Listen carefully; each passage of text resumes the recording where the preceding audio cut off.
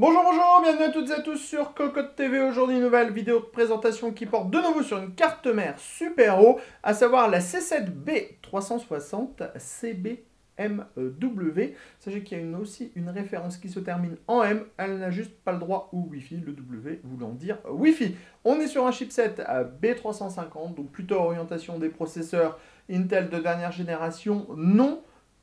On est sur un format micro ATX, comme le laisse penser la boîte, contrairement au modèle ITX qui est livré dans une boîte énorme. Au programme, des phases d'alimentation, de la DDR4, du PCI Express 16X, des connecteurs SATA et d'autres choses qu'on vous propose de découvrir tout de suite maintenant sur Cocotte TV. On continue donc notre découverte des produits super hauts avec aujourd'hui la C7B360 CBM ou MW si vous avez le Wi-Fi. On est donc cette fois sur un chipset B360 et on est toujours pour du processeur Intel. On commence comme toujours avec le bundle, on va retrouver une très grande notice d'utilisation, deux câbles SATA, un DVD avec les pilotes, les applications, une antenne pour le Wi-Fi et enfin une backplate noire. Voilà donc au-dessus la C7B360 CBMW, puisque nous avons le Wi-Fi ici qui est présent sur la carte avec la gestion du Wi-Fi AC et du Bluetooth en 5.0.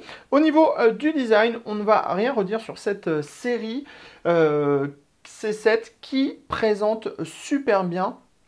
On adore, c'est ultra sobre, on a des radiateurs qui sont plutôt discrets, les marquages super hauts ne sont pas trop gros, justement, contrairement à d'autres séries de la marque. Et on aura encore, comme toujours, un petit peu de RGB, mais pas sur toute la carte mère, ce qui permet d'avoir quelque chose de plutôt sobre. Après, au niveau de la carte mère, au niveau du socket ici, on va retrouver 6 phases d'alimentation et ici un connecteur 8 pins CPU. On va avoir 4 DDR4 2666 MHz. Cette fois, on n'a pas d'indication pour l'overclocking, puisque nous sommes sur un chipset B360. Sachez par contre que l'on pourra prendre en charge jusqu'à 64 Go de RAM. On a ici le connecteur 23 broches ATX, 24 broches ATX, pardon. Ici, 6 ports SATA. Ici, tous les connecteurs nécessaires pour les USB, l'USB 3, le 3.1, le Power On, le Reset, les diodes HDD, le Reset BIOS, bref, tout ce qu'il faut. Ici, le radiateur au niveau du chipset.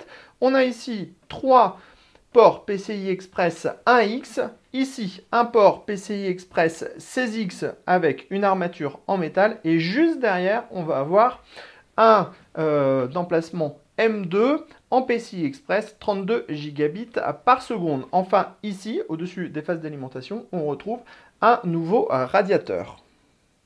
On passe maintenant à l'arrière de la carte mère avec les différents connecteurs. On va voir deux USB 2.0, un PS2, les sorties DisplayPort HDMI, l'antenne pour le Wi-Fi, un Ethernet 1000 de base Intel. On va retrouver ensuite deux USB 3.1.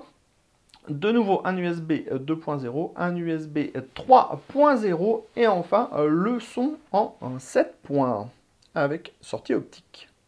Super haut étant assez confidentiel pour le moment en France, difficile de vous donner un tarif pour ce modèle. Par contre, on va vous préciser encore une fois qu'on aime beaucoup la qualité de construction de ce constructeur. C'est vraiment quelque chose qui est vraiment notable. Il faut savoir que la marque fabrique principalement des cartes mères pour serveurs à la base. On va dire que 99% du marché sont les cartes mères dual CPU, quad CPU pour des serveurs et que la marque s'intéresse en fait aussi aux autres marchés avec les séries C7 et les séries C9 qu'on a déjà découvert sur cocotland.com. Alors, on reviendra en vidéo sur le BIOS de cette petite carte mère qui est au format micro ATX comme vous avez pu le remarquer. Donc, pas de tarif pour le moment, mais si la marque arrive en France, on vous fera bien sûr une mise à jour du tarif pour vous donner une indication de ce dernier. Sur ce, on vous dit à très bientôt sur cocotland.com, donc pour toutes nos news, toutes nos vidéos et tout le reste. Et on vous dit à très bientôt.